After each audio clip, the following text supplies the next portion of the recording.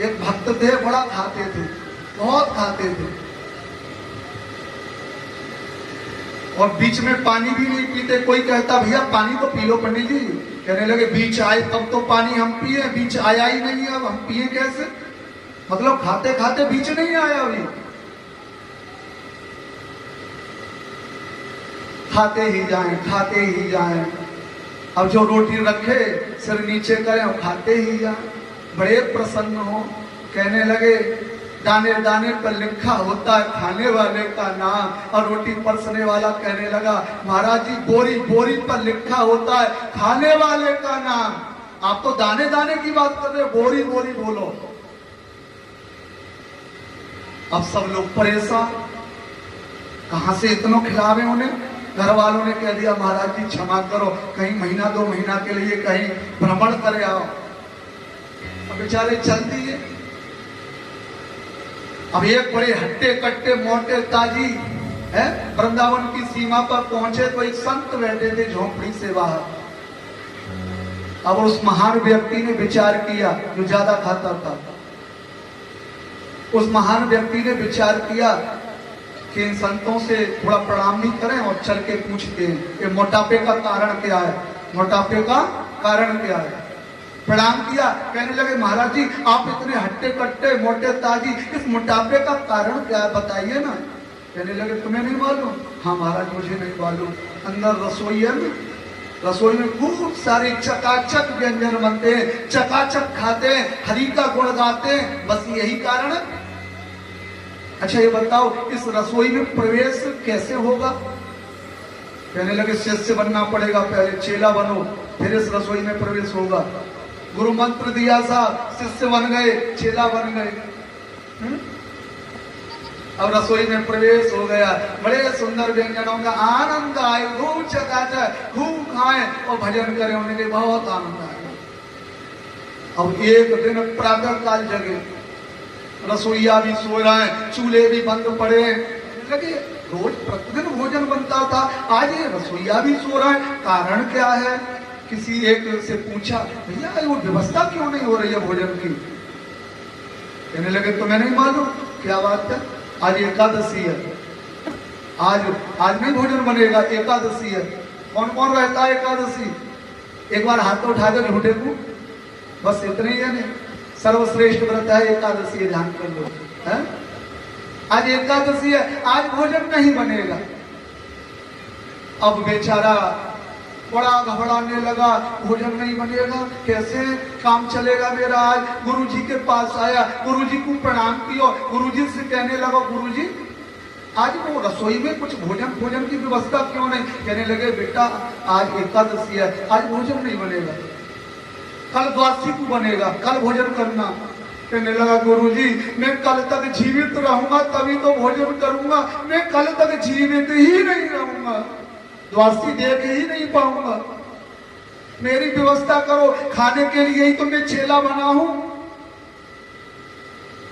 गुरुजी कहने लगे रसोई में तो भोजन नहीं बनेगा बेटा, पर तू एक काम कर, भंडारी को बुला के ला। भंडारी से कहा देखो राशन पानी की व्यवस्था कर दो, इसकी नदी किनारे जाकर के तुम भोजन बनाना और राम जी का भोग लगाना और ग्रहण कर लेना, यहाँ हमारे रसोई भोजन नहीं बनेगा। ठीक है गुरुजी, थोड़ा राशन पानी ध्यान से दिलवा देना। और राशन पानी दे दिया, दाल आटा, हेलो चल पड़ा बेचारा। गुरुजी ने कह दिया राम जी का भोग जरूर लगाना। सुंदर सी रसोई पकवान तैयार किए, वाने दाल बनाई, बाटी बनाई है, और सुंदर सो पकवान तैयार करके और भोग लगावे लगता, राम जी को बुलावे लगो, राम जी आओ और भोग लगा। अब राम जी कहने लगे गुरुजी ने कहा लगाना या नहीं लगाना, आना या नहीं आना। अब भोग लगा करके बेचारा कह रहा आइए भोग लगाइए, बहुत देर हो गई है, आप भी मन से गुनगुना लो, राम जी आओ भोग लगाओ। राजा राम आइए, प्रभु राम आइए, मेरे भोजन का भोग लगाइए, मेरे भोजन का भोग लगाइए। राजा राम आइए, प्रभु राम आइए, मेरे भोजन का भोग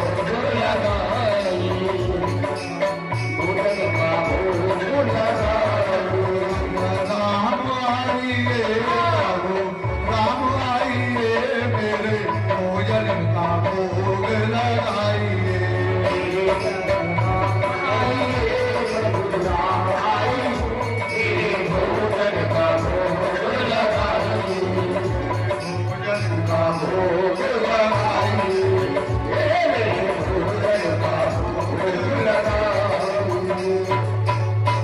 अब राम जी आ गए, पर आए अकेले नहीं, मैया को, जानकी मैया को संग लेके आए। अब उसने देखा भोजन तो अकेले का मिला है, राशन अकेले का मिला है, और एक को बुलाया, ये दो आ गए, मेरे लिए क्या बचेगा, जो होगा सो ठीक है, पर बड़े प्रेम से खिलाया उसने।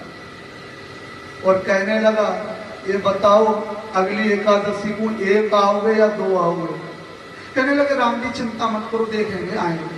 नहीं नहीं, अभी बता के जाओ, लिखवा के जाओ, एक आओगे या दो आओगे?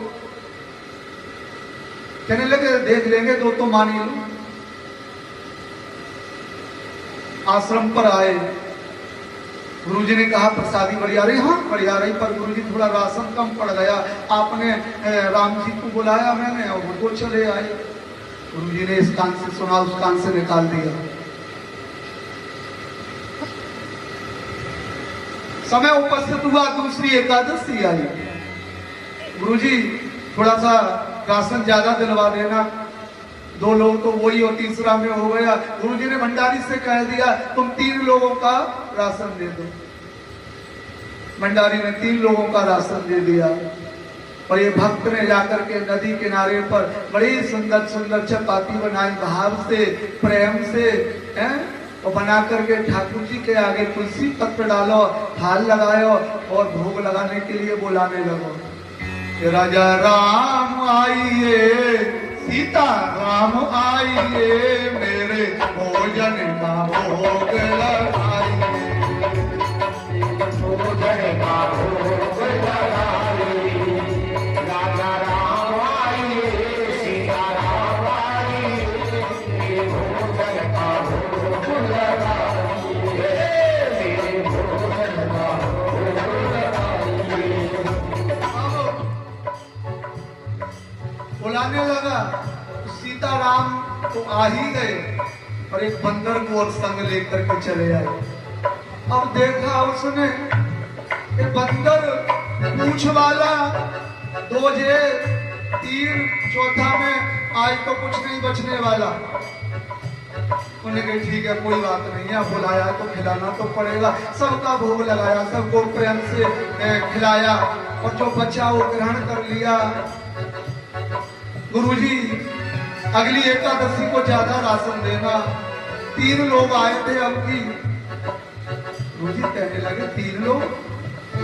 शिष्य कुछ ऐसा ही लगता है, कहीं ऐसा तो नहीं है राशन बेचने लगा हो? भंडारी को बुलाया, ज्यादा राशन दे देना। और गुरुजी पीछे पीछे चल पड़े शिष्य के, और शिष्य ने राशन ले जाकर के जंगल में रख दिया। कहने लगा, आज नहीं बनाने वाला है? आज मैं बनाने वाला नहीं हूं, अपने आप आओ और बनाओ। और बुलाने लगा, राजा राम आइए, राम आइए, राजा राम आइए, राम आइए, राजा राम आइए, सीता राम आइए, मेरे भोजन का भोग लगाइए, मेरे भोजन का भोग लगाइए। राम आइए, लखन लाल आइए, मेरे भोजन का भोग लगाइए। राजा राम आइए, भरत लाल आइए, मेरे भोजन का भोग लगाइए।